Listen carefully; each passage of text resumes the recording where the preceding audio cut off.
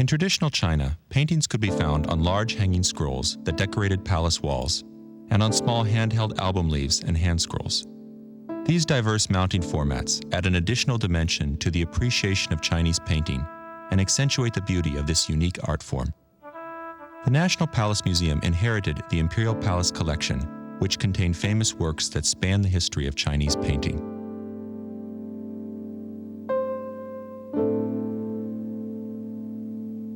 In pre-modern China, people rarely had the opportunity to examine famous paintings. In the Song Dynasty painting, The 18 Scholars, we see the focused attention of scholars who have the rare opportunity to study and appreciate an excellent work of art.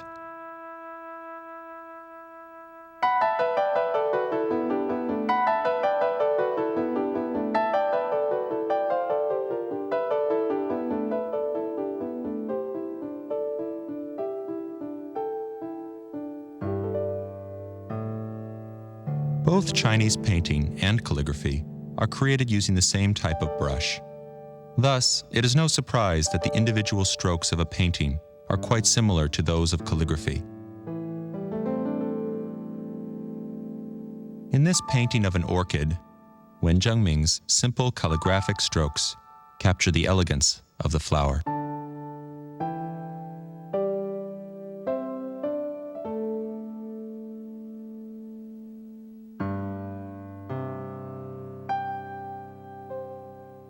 In the hands of a painter, various forms of aesthetic expression can derive from simple lines. When Zhao Mengjian painted pine needles, he applied each individual stroke in a controlled, disciplined manner, forming a pattern of order and beauty.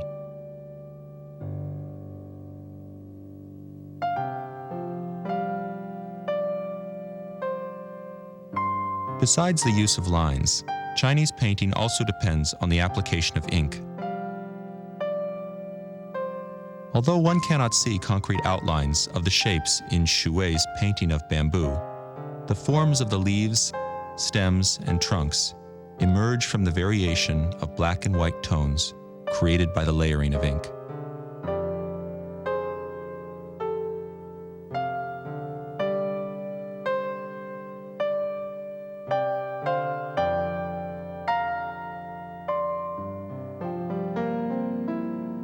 The application of ink in Liang Kai's splashed ink immortal can be likened to a piece of music.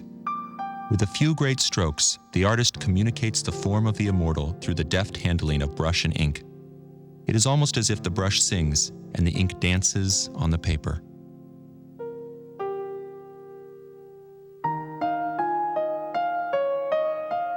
The rhythm and rhyme of brush and ink sing of distant mountains and rivers, instilling in one the spirit of the landscape.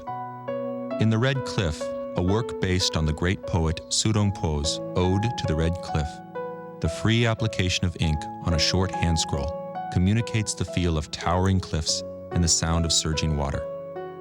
The artist, Wu Yuanzhi, wielded the brush like a sharp axe, chopping out the texture of the cliff with rhythm and clarity. The result is that it seems as if the wind rustles through the pine needles and one can almost hear the rippling waters. Sailing through this vast wilderness is a little vessel bearing Su Dongpo and his guests.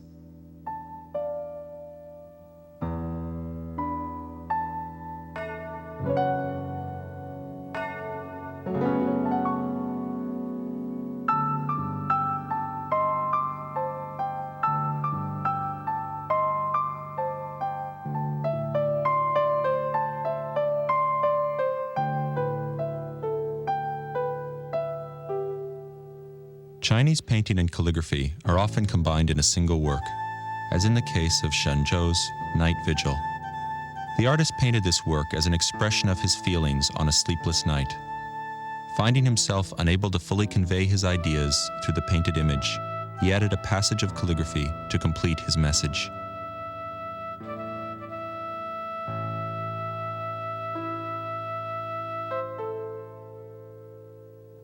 Of all the Chinese artists who have thoroughly united the arts of painting and calligraphy, none surpass the great Yuan Dynasty artist Zhao Mengfu. He wrote, "Paint rocks like broken brushstrokes and trees like large seal script, and use the 8 calligraphic strokes to draw bamboo." He formed rocks using the flying white calligraphic brushwork seen in this character, written by the 8th century calligrapher Huai Su.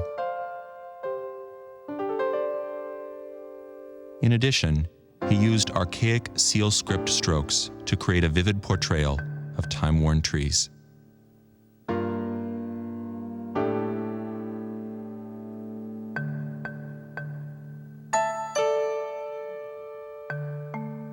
In his portrait of Su Rongpo, Zhao Mengfu employs iron wire strokes that are similar to the small seal script of the Qin dynasty.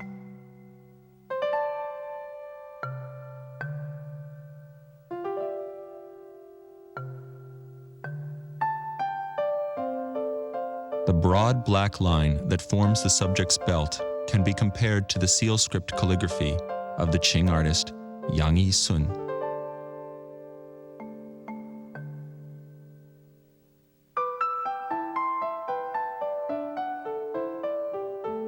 One unique aspect of Chinese painting is that it is frequently combined with poetry. There is a saying that, "In painting there is poetry, and in poetry there is painting."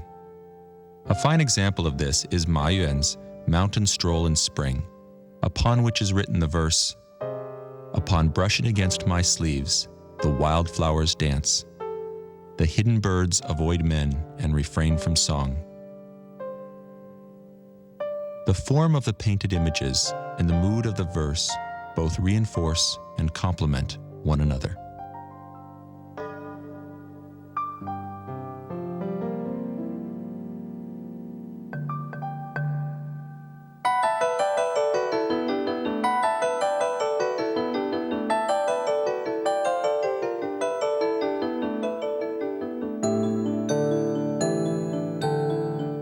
Although Chinese artists produced unique effects with just monochrome ink, they also used color to produce outstanding effects, as seen in Yun Shouping's use of red, white, and purple pigments to create an elegant arrangement of multiple-hued peonies.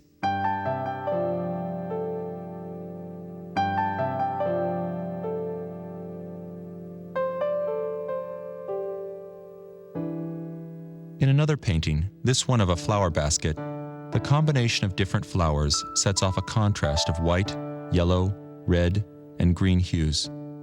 However, the artist balanced the colors and used a classical style to create a sense of harmony and peace.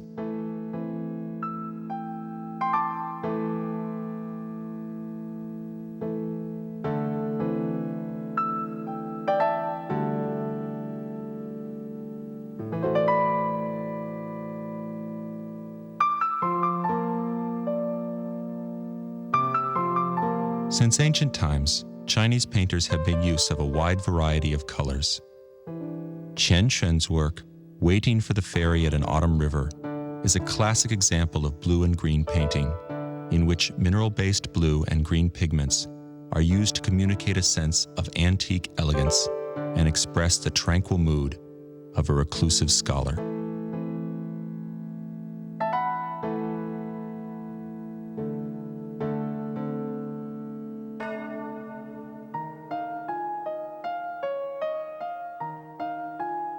Generally speaking, forms in Chinese painting are defined first with black ink so that the colors and ink do not interfere with one another. In the qianzhang, or autumnal style of landscape, these forms, once defined, are then shaded with color. Warm ochre tones for the mountains and tree trunks, along with cool blues and greens to complete the composition, are seen here in this piece by Wang Yuanqi.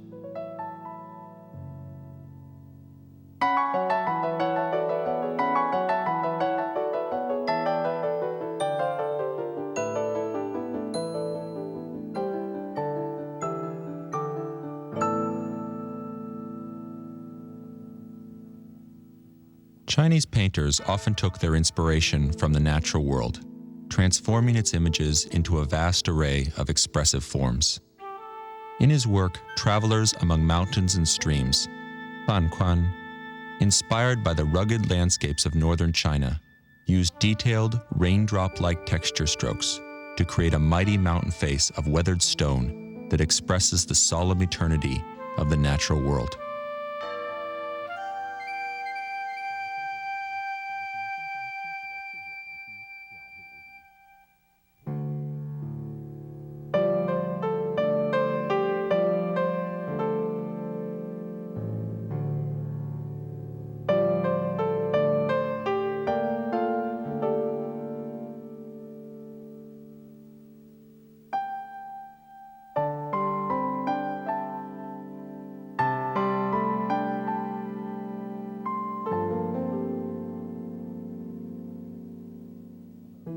Guoxi, in his treatment of a monumental landscape, achieves a different result.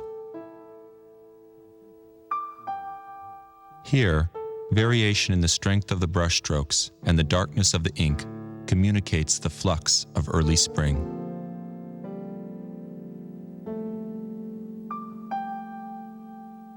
Strong strokes define the outline of the mountains, while soft strokes and layered ink washes suggest the mist of early spring, rising from the melted snow and swirling among the trees.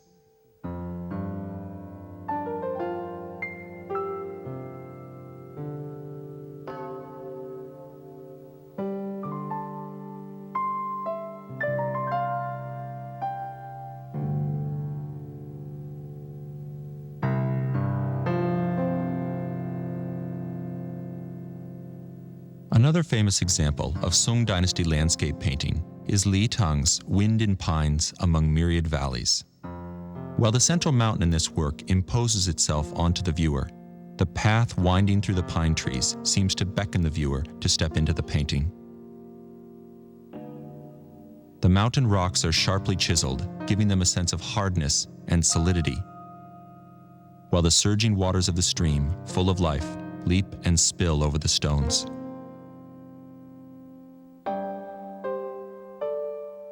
In contrast to the symmetry of these monumental landscapes, Jia Shigu, in his representation of an ancient temple in a mountain pass, focuses the composition in a single corner, leaving an extensive blank space that suggests a sense of high elevation and soaring heavens.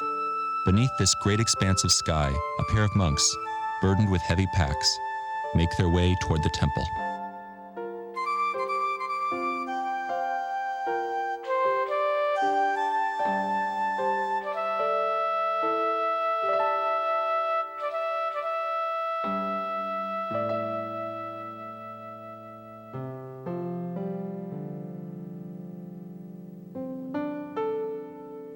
Besides depicting realistic forms of natural landscapes, Chinese painting also serves as a means of personal expression, as seen here in Qiu Ying's representation of an immortal realm set among mountains and drifting clouds.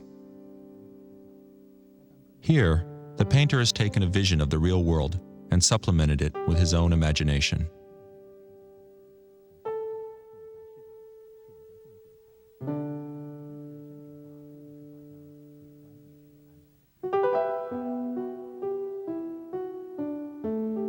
These two creative approaches, one objective, the other subjective, present the viewer with different visual experiences. A fine example of this is the contrast between the anonymous Song Dynasty work, Cat and Peonies, and Shenzhou's Painting of a Cat. In Cat and Peonies, the softness of the cat and the visceral quality of its fur are entirely realistic, almost photographic.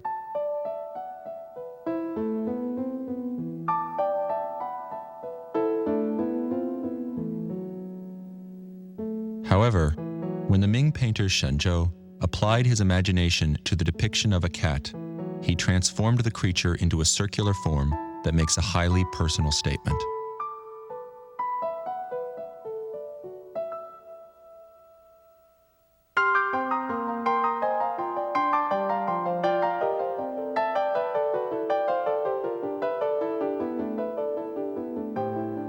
One of the unique features of Chinese painting is that, besides the painted image and related calligraphy, many works also include numerous seals and inscriptions. Without these additions, some famous paintings nowadays would seem incomplete. In Autumn Colors on the Qiao and Hua Mountains, for example, the blank space is crowded with inscriptions and collector's seals. Some famous collectors, who particularly enjoyed impressing their seals on works in their collections, added one mark after another.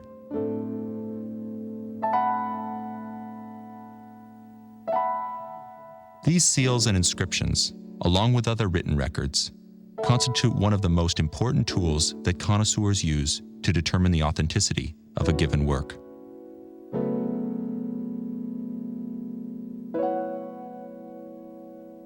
The content and style of these inscriptions changed over time.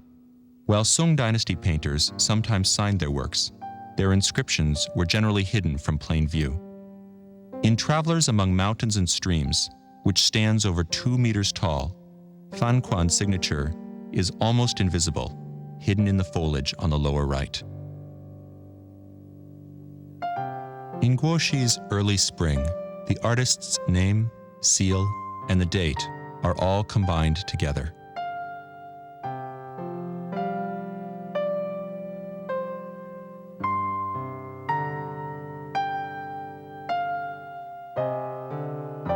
An interesting technique can be seen on Li Tang's Wind in Pines Among Myriad Valleys. Here, the inscription is written upon a distant peak, easily overlooked upon casual examination.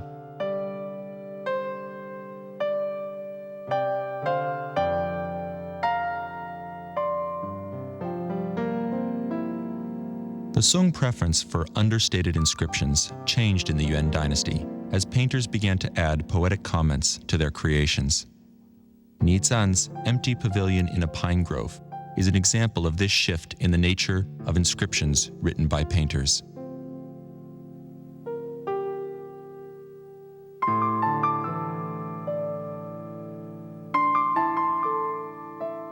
These comments and seals often tell a fantastic story of the painting's journey through time and space. The painting Early Snow on the River bears the inscription of the artist Zhao Gan, a student in the 10th century painting academy of the Southern Tang. The work is next recorded in the Northern Song painting catalog of Emperor Huizong. While it does not bear Huizong's seal, the seal of the Jin Emperor Zhangzong suggests that the work was seized by the invading Jin armies when they sacked the Song capital at Kaifeng in 1126. It belonged to the collection of the Yuan Emperor Wenzong, bears the half-seal of the Ming Dynasty Palace collection, and was a treasured part of the Qianlong Emperor's collection in the Qing Dynasty. When we look at Chinese painting from this perspective, we discover that these works are not just images, but also precious tales of ancient times and places from China's long history.